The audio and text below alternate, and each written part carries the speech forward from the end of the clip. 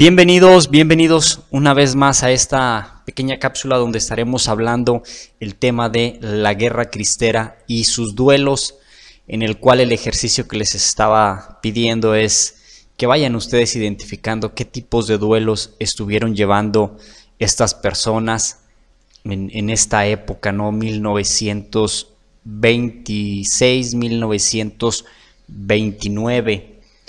Nos habíamos quedado en datos importantes, ¿no? Que, por ejemplo, había existido una primera reconcentración en la cual las cuestiones insalubres pues estaban a la orden del día, donde el hecho de dejar sus pertenencias, el hecho de dejar su lugar de residencia, pues estaba viendo afectado, y que la situación se estaba poniendo muy complicada en Tepatitlán porque estaba albergando a 20,000 almas más.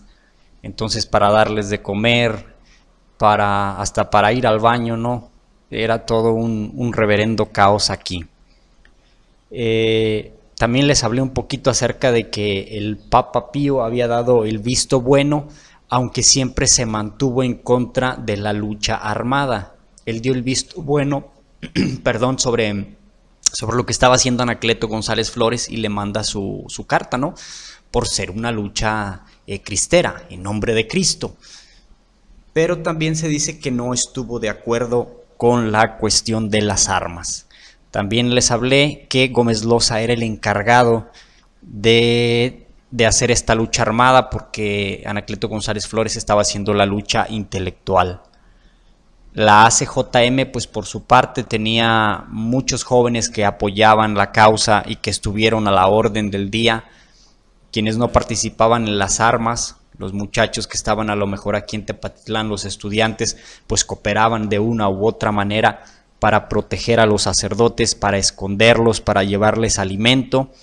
Y también se habla de una organización, unas mujeres que tuvieron una gran participación en esta lucha cristera, en la cual se puede leer por ahí con el cronista de aquel entonces, que era el maestro Francisco Gallegos Franco. En sus libros que ha publicado podemos encontrar que las mujeres participaron, incluso les llevaban parque en la comida, y hay una historia en la cual los federales les piden un taco a las mujeres, y afortunadamente no alcanzan a meter la cuchara hasta abajo donde venían las armas y las dejan pasar. La mujer tuvo una gran participación, como siempre, en estas luchas armadas. Si recordamos la Revolución Mexicana, las famosas Adelitas, que eran estas mujeres que se encargaban de cocinar, de lavarles la ropa, pues tenían una gran participación, ¿sale? De alimentar y de cuidar. Y luego estaban también las soldaderas. La soldadera es quien acompañaba al hombre en el campo de batalla y estaba haciendo el cambio de cartuchos para que ellos siguieran disparando. Y luego tenemos otro sector que eran las enfermeras, de donde se saca el nombre de Adelitas, porque la realidad es que Adelita era una mujer que era enfermera, Adela Velarde, pero de ahí se generaliza y se les dice a todas Adelitas. Bueno, la participación de la mujer es sumamente importante para estar llevando telegramas, para estar llevando cartas, para estar llevando armamento. Y pues obviamente para ellas constituían duelos muy fuertes, porque sus hijos, sus hermanos, sus padres se estaban levantando en armas, se estaban yendo, y muchos de ellos ya no volvían. Algunos de ellos ya no sabían, no tenían razón de su familiar. Y imagínense estos duelos en el que no tienes un cuerpo, donde no tienes un lugar donde llorarle, donde llevarle flores. Sumamente complicado para estas mujeres, y aún así estaban apoyando a la causa. Ya les hablé de otros, ¿no? El hecho de que te quiten tus costumbres, tu manera de practicar tus creencias, pues constituye otro duelo muy fuerte, y el cual yo considero que es uno de los principales por los que se lanza a la lucha armada para defender eso. En algún momento, no recuerdo si les platicaba o les ponía como ejemplo el hecho de que te quiten estas costumbres, pues se vuelve sumamente fuerte y puedes convocar una guerra. Los musulmanes tienen algo llamado shihad, los famosos shigadistas o yigadistas, en sí no sé cómo se pronuncia exactamente esta palabra, que es un sexto mandamiento. Les voy a dar rápidamente el ejemplo. Ellos tienen 5 mandamientos sumamente fuertes. 1, visitar la Meca una vez en tu vida, orar 5 veces al día, practicar ayuno, otros 2 más que la verdad no me acuerdo, pero sacan un sexto que aunque no es canónico, está ahí establecido. Y dice, cuando uno de tus 5 mandamientos esté viendo afectado, tú tendrás que hacer shihad o yihad. Vamos a dejarle en shihad, se oye como más bonito. Que es una lucha propia, interior, para volver a retomar tu fe. Bien, hay un grupo islámico que se hacen llamar los yigadistas y que ellos tienen como que esta bandera, ¿no? ¿Cuándo se puede hacer shihad o convocar a una shihad entre los musulmanes? Cuando alguna nación, algún pueblo, alguna otra religión esté atacando a su propia religión. En ese momento la convocan y se van a las armas. Entonces este grupo islámico lo toma como que de ahí, ¿no? Dicen, no, pues estamos convocando a la lucha armada, pero en realidad muchísimos acontecimientos que se están viendo allá o ataques que ha hecho Estados Unidos no los hace contra el Estado Islámico, los hace en contra de la nación. Por ejemplo, si ataca a Arabia, no está atacando a los musulmanes, está atacando al país Arabia, porque en Arabia no solamente hay musulmanes, hay católicos, hay budistas, protestantes, hay de todo. Entonces han sabido mantener como que la forma de hacer la guerra sin que se les vengan encima todas estas otras personas. Pero este grupo en particular dice, no, es que nos está haciendo el ataque directamente a la religión y convocan a Shihad, a esta guerra, ¿no?, santa, cuando en realidad no. Por eso no tienen el apoyo de todos los musulmanes, que son muchísimos. Incluso actualmente, si no me equivoco, son mucho más que los católicos, hay muchísimos más adeptos. Pero bueno, esto es cuando se ataca tu religión. ¿Por qué pongo el ejemplo? Porque los cristeros eso estaban viviendo, se estaba atacando su religión y no se necesitó mucho para que ellos se fueran a las armas gustosamente, porque estaban atacando sus costumbres y su forma de creencia o su religión. ¿Por qué lo menciono? Bueno, hay unas teorías por ahí que dicen que realmente los cristeros fueron manipulados por los sacerdotes para irse a la guerra. Y yo no estoy como muy de acuerdo en esto. Digo, no se necesitó mucho. A lo mejor sí exageraron algunos discursos. Uno de los que había es, si nos cierran las iglesias, sus hijos ahora andarán como animales por el mundo porque no serán bautizados. Y obviamente pues esto les pegaba muchísimo. Pero no necesitaron mucho, créanme, para que las personas al sentir este duelo de perder, duelo anticipado, de perder sus costumbres, sus creencias, su fe y ver su fe atacada, pues se fueran a las armas. Entonces, inician estos movimientos. Todo este contexto está pasando y resulta que no pueden controlar estas guerras de guerrillas que se están llevando. Y para el 14 de diciembre de 1927 se vuelve a llamar a una reconcentración en Tepatitlán y en algunos otros poblados cercanos, donde nuevamente Tepatitlán tiene que recibir esas 20,000 almas, quizás menos por todos los muertos que estaba habiendo en las zonas, o sea, personas que consideraban conspiradoras, gente que a lo mejor se quedó en sus tierras, que no quiso acatar la orden y llegaron federales y los mataron. Personas, por supuesto, que se quedaron en sus tierras y que llegaron los cristeros y que también no quisieron darle sus vacas, darle sus marranos para que se alimentaran y los consideraron traidores y también los mataron, porque hubo atrocidades de los dos bandos. Hago un paréntesis. las personas que de repente hablan de la cristiada dicen que eran una bola de bandoleros, de asesinos y de violadores. Pero ojo, también hay que tomar en cuenta que existió una segunda cristiada y que también esas personas, una vez que se acaba la guerra, toda esta gente que anduvo en las armas, que anduvo en la bola, que anduvo pues asalto de mata, llevándose lo que querían por el simple hecho de tener poder y de tener armas, ahora regresarlos otra vez a sus trabajos, a los campos, pues les resultaba muy difícil y no se pudieron acoplar nuevamente a la sociedad y mejor decidieron ser bandoleros. Entonces, en nombre de esa cristiada o en nombre de esa guerra cristera es que hacían sus atrocidades, y obviamente quedó muy marcado en las personas que los cristeros eran malos, que los cristeros eran unos violadores, eran unos asaltantes. Pero hay que identificar bien, ¿no?, que la cristiada era un movimiento del 26 al 29 y que si después existieron otros movimientos no tienen que ver con esto. Eran toda esa gente que no quiso acatar las órdenes o que no se acostumbró a regresar nuevamente al trabajo, ¿sale? O algunos otros que dijeron, bueno, pues aquí está facilito, de aquí puedo tener dinero, vivir bien, si sigo haciéndome llamar cristero y que en nombre de Cristo estoy haciendo esto cuando la guerra ya no existía, pues también, ¿sale?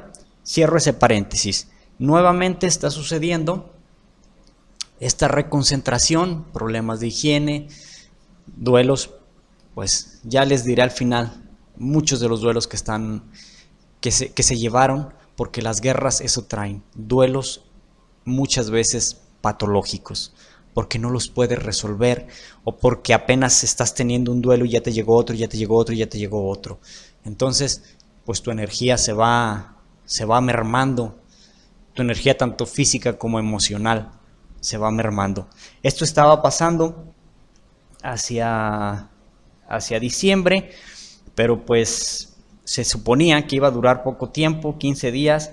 La realidad es que se dice que no es sino hasta abril de 1928 cuando el ejército, al entrar en Tepatitlán nuevamente, tomar la ciudad, es que sacan a toda la gente otra vez hacia sus lugares, sobre todo por la cuestión de la salud, porque estaba habiendo brotes de viruela, de sarampión, problemas de cólera, entre muchos otros, ¿no? Además de que los médicos pues también nos estaban dando abasto, o sea, el tenerlos ahí generaba más problemas de salud y no se daban abasto.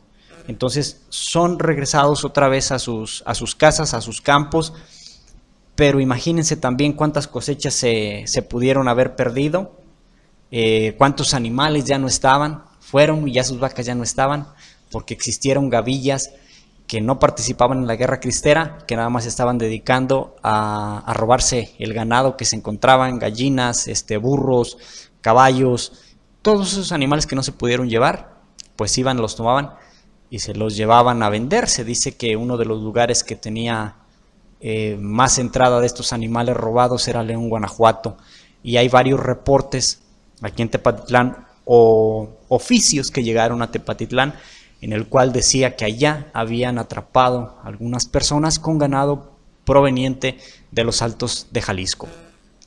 La situación se estaba poniendo muy complicada, ya estamos en abril del 28 y por allá en el mismo 1928, el 1 de julio, se habían convocado obviamente a elecciones para un nuevo presidente.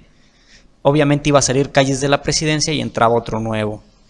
Curiosamente, quien lo puso a él en la presidencia, que es Álvaro Obregón, porque ellos dos en ese entonces eran como los jefes máximos de la revolución, pues ahora sí los que quedaron vivos porque empezaron a matar toda su competencia, Álvaro Obregón se vuelve a reelegir. Legalmente ganó. Bueno, a lo mejor con trampas o con lo que ustedes quieran, que eso no me consta, pero ganó. Ganó las elecciones y el nuevo presidente es Álvaro Obregón, pero será asesinado por José León Toral, alguien a quien le llaman un fanático religioso y que es apoyado, hasta donde se sabe, por una monjita, quien consideran es el autor intelectual de ese asesinato, llega y le presenta una caricatura que le había hecho. Obregón la mira, la empieza a presumir, saca a León Toral la pistola y le dispara a quemarropa. Entonces morirá. Una vez que es asesinado, pues obviamente hay que encontrar otro presidente, ¿no? Y quedará Emilio Portes Gil. Importante porque con él es quien se firman los acuerdos. Tras todo este asunto que está pasando obviamente en el país, el asesinato y todo el relajito que traen, Calles quedará como jefe máximo de la revolución, porque pues ya no estaba Obregón, ahora era él. Y se considera un periodo llamado el Maximato, donde él es el máximo jefe y donde él pone y quita presidentes por todos lados. Entonces él coloca a Emilio Portes Gil, pero quien realmente mandaba pues era él, y todavía traía este asuntito con los Altos de Jalisco y con la Revolución Cristera, así que va metiendo fuerzas y fuerzas para venir a atacar.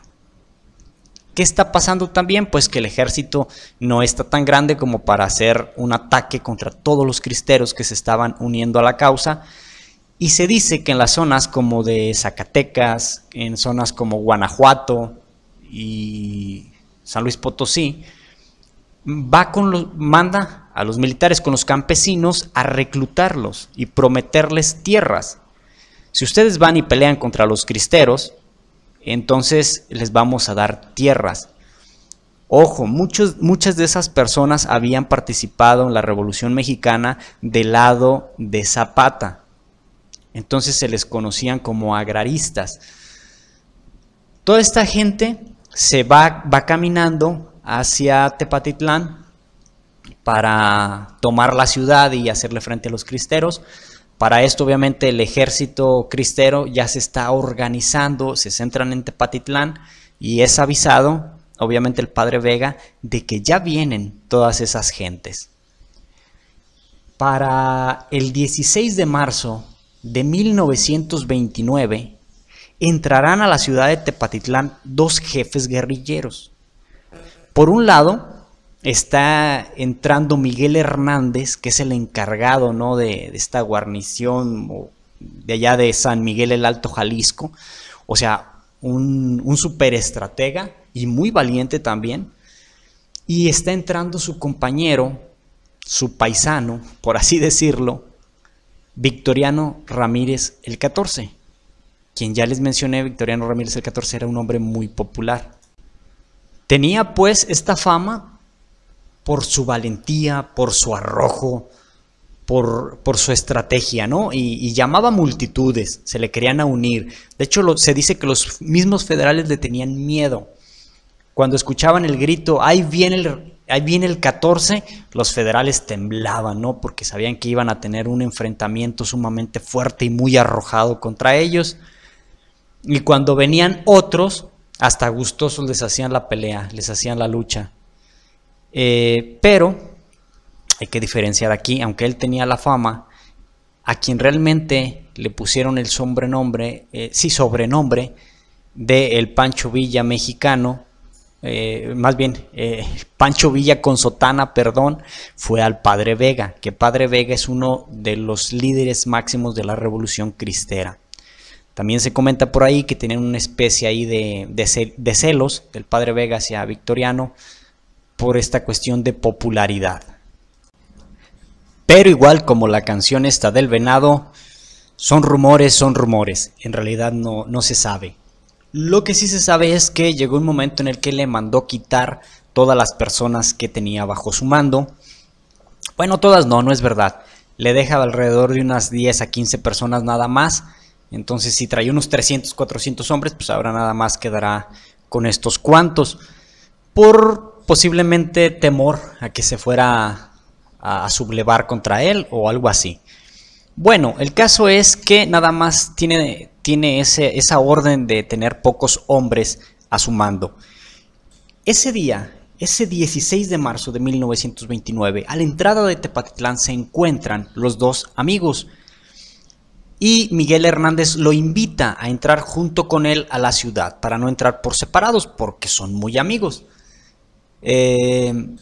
Entran y obviamente pues la popularidad de Victoriano Ramírez el 14 pues es muy notoria. Se dice que hasta las muchachas le echaban piropos y flores y cosas de ese tipo.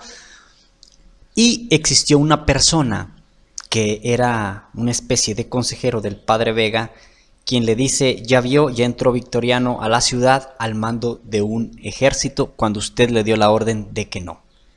La realidad es que él no había entrado con ningún batallón, ningún ejército, o sea, por supuesto que no. Él había entrado acompañando al amigo. Pues esto le vale para que lo lleven a prisión. Dos teorías. Primera, el padre Vega estaba bastante disgustado con él y por desacatar sus órdenes lo mata. Ni siquiera lo fusila, lo mata ahí en ese momento. La segunda es que lo mandó a prisión y cuando él quiso escapar, uno de los soldados le dispara y lo mata. Entre peras o manzanas, Victoriano Ramírez el 14 estaba muerto. Al siguiente día era el combate, porque ya venían llegando todas estas personas y este ejército federal. Y se dice que el día 17 de marzo de 1929 se da el famoso combate en Tepatitlán. Este combate se caracteriza porque el padre Vega, al mirar que venían otros campesinos, pues no se iban a poder distinguir, así que manda a remangar la manga derecha, a riscar o a remangar. Es el hecho de hacerla hacia arriba con dobleces hasta la altura del hombro, para poder identificarse. Esta estrategia que aplica pues les hace identificarse y poder disparar hacia otros, mientras que los campesinos que venían con los soldados pues les causaba confusión, porque no sabían, incluso se podrían hasta disparar entre ellos mismos. La verdad es que ganaron el combate, fue una lucha bastante fuerte. Se habla de 20 muertos por el lado cristero y 100 y tantos por el lado de los federales. Hay otros que dicen que no, que realmente estuvo más fuerte el combate y por el bando cristero tuvieron 20 bajas, mientras que por el de los federales había 3,000 hombres muertos. Hay algunas historias también que dicen que desde el templo de San Francisco, por ahí se comenzaron a echar los cuerpos, a amontonar, y la sangre llegaba hasta el río, lo que conocemos aquí en Tepatitlán como La Cadena. Imagínense cuántos hombres muertos debía de haber para que la sangre estuviera corriendo hasta allá abajo. Otra de las cosas es que en este enfrentamiento, cuando van aparentemente rumbo al lado de la Españita, para un piquete de federales, como le llamaban, un puñado de federales que los iban a atacar, es asesinado el padre Vega. No se sabe todavía si el disparo fue por un francotirador que está arriba de un árbol, que es como la teoría que más se utiliza, pero hay quienes también dicen que sus propios compañeros, alguna bala perdida, le tocó y le pegó al padre, quitándole la vida. Como sea, la guerra cristera se había ganado. En ese momento ellos tenían prácticamente la ventaja sobre las fuerzas federales. Sí o sí tenían que sentarse a pactar y a concederles sus demandas. Lastimosamente, en los meses que le van siguiendo hasta junio, ya se escuchaba el grito, ¿no?, que traían los federales en los pequeños combates que daban, ¿no? Ahora sí, P, palabra, grosería con P, ahora sí, pen, ya le cortaron la cabeza a la víbora, échenme lo que les queda. ¿Por qué? Pues porque le habían cortado la cabeza prácticamente con Victoriano Ramírez el 14, que era quien más temor les daba, y la otra que padre Vega tampoco ya no estaba. Entonces se están dando enfrentamientos y será hasta el 21 de junio de 1929 cuando los arzobispos Pascual Díaz Barreto y Leopoldo Ruiz se sentarán con el presidente de la República de ese entonces, Emilio Portes Gil, paréntesis, Calles seguía mandando, nada más era su representante, y se firman los acuerdos de paz, donde lo único que consiguen es dos cosas. Número uno, que abran las iglesias nuevamente. Número dos, que no haya una persecución a los sacerdotes. Todas sus demás demandas, por ejemplo, lo que en algún momento también se peleó, que era lo de las escuelas, lo del cobro que tenían, que no fuera una educación laica, porque ese es uno de los supuestos motivos por los cuales también se levantan en armas, ¿no? Que ya no les iban a enseñar cosas religiosas en las escuelas. Al final de cuentas no lo tuvieron. Al final de cuentas las escuelas son laicas, no te enseñan nada de religión y son gratuitas. Solamente obtuvieron esas dos, ¿no? No persecución y abrir nuevamente las iglesias, que les vuelvo a recordar. La primera vez que se cierran las iglesias es porque la Iglesia Católica lo hace en protesta y una forma de incitar al pueblo a la rebelión. Y la otra es que después que dice así, con que me andan haciendo sus protestas, pues entonces queda prohibido el culto. Nada más lograron eso. Y vamos obviamente a entrar a lo que nos compete, los duelos. Imagínense el duelo para todos esos grandes hombres que participaron defendiendo un ideal, que aquí no vamos a ver si estaban bien o estaban mal, que si fueron manipulados o no. Aquí estamos viendo hombres que pelearon su derecho de protesta, aunque en este caso fue por las armas, hacia algo que ellos consideraban estaba violentando sus propios derechos de culto.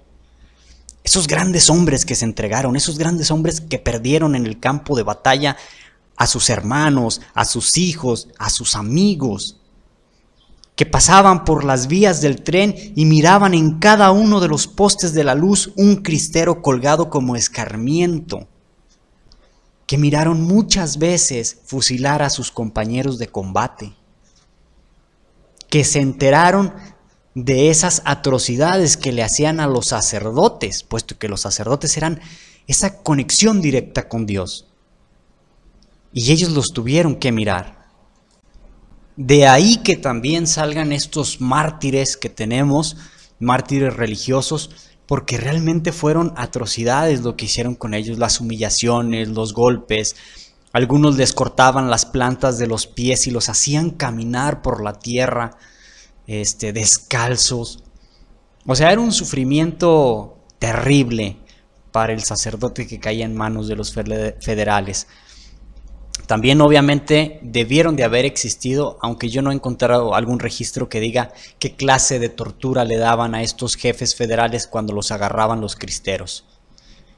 Posiblemente no existió tampoco la compasión con ellos. De los dos lados se hicieron atrocidades, pero bueno, el objetivo es que vean, ¿no?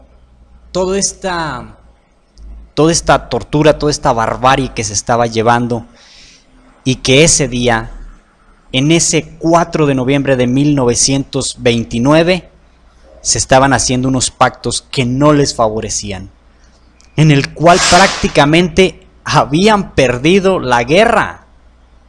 La guerra que ellos habían ganado ahora estaba viéndose perdida. ¡Qué duelo tan terrible para ellos! Para darnos una idea de esta pérdida que estaban teniendo ese movimiento, céntrense en estas cosas que les ha costado tanto trabajo lograr. Como ya les platiqué, todas estas cosas horribles, porque todas las guerras son horribles, traen cosas muy crueles y que ahora les estaban arrebatando. Que se los habían arrebatado sin tener voz ni voto ellos, sino que se habían hecho unos acuerdos y les había llegado o les estaba llegando el comunicado a diferentes partes de la región, a los diferentes jefes cristeros, donde se decía: hay que deponer las armas, la guerra ha terminado. Sumamente doloroso para ellos, puesto que efectivamente sí habían ganado. Obviamente debió de haber existido personas que dijeron: por fin regresamos a casa, ya se acabó esto, acepta nuestras demandas.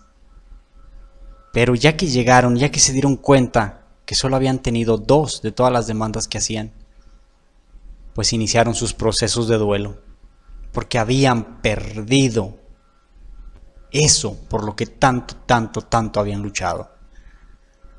hasta eso constituía una pérdida terrible para ellos, para estos grandes hombres valerosos. Como les he dicho, sin ponernos a favor de ninguno, ambos bandos fueron valerosos por haberse enfrentado, por haber luchado por sus ideales. Y ahora lo habían perdido. Obviamente mucha gente no se pudo incorporar otra vez a los sectores agrícolas, a los sectores ganaderos, a los sectores obreros donde estuvieron trabajando, porque pues ya no se acoplaban. Y de ahí es que surgen algunas gavillas, como ya les mencioné, que se dedicaron al pillaje y que son como los recuerdos que tienen muchas personas donde dicen es que la cristiada fue terrible, era puro robavacas, ¿no? Puro asaltador, puro violador. Todo esto trae una guerra y fue sumamente doloroso para toda esta gente que apoyó el movimiento. Como les digo, ahora se lo estaban arrebatando cruelmente. Así terminará la guerra cristera con la deposición de las armas. Pero no terminaba, ahí terminaba la guerra, pero no terminaba la persecución, puesto que los guerrilleros, que fueron muy inteligentes, no quisieron volver a los sectores obreros nuevamente, porque sabían lo que venía. Y lo que venía pues era una cacería de cristeros, con una especie de policía secreta que fue poblado por poblado buscando, ya con nombres en mano, a estas personas que habían participado, o por lo menos que eran jefecillos, y los fueron asesinando. Ellos ya tenían su duelo anticipado, porque sabían que venía la muerte, que los iban a estar buscando. Cuando se fueron enterando que sus compañeros cabecillas los estaba agarrando la policía secreta y los estaba desapareciendo, ya sabían lo que venía para ellos, que era tarde que temprano les iban a caer. Algunos tuvieron que hacer salir hasta fuera del país, lo que conocemos como braceros o espaldas mojadas, para poder salvar la vida, porque ya sabían a lo que se iban a enfrentar. Así se aplacó el movimiento, así lo calmaron, y todo parecía estar bajo control.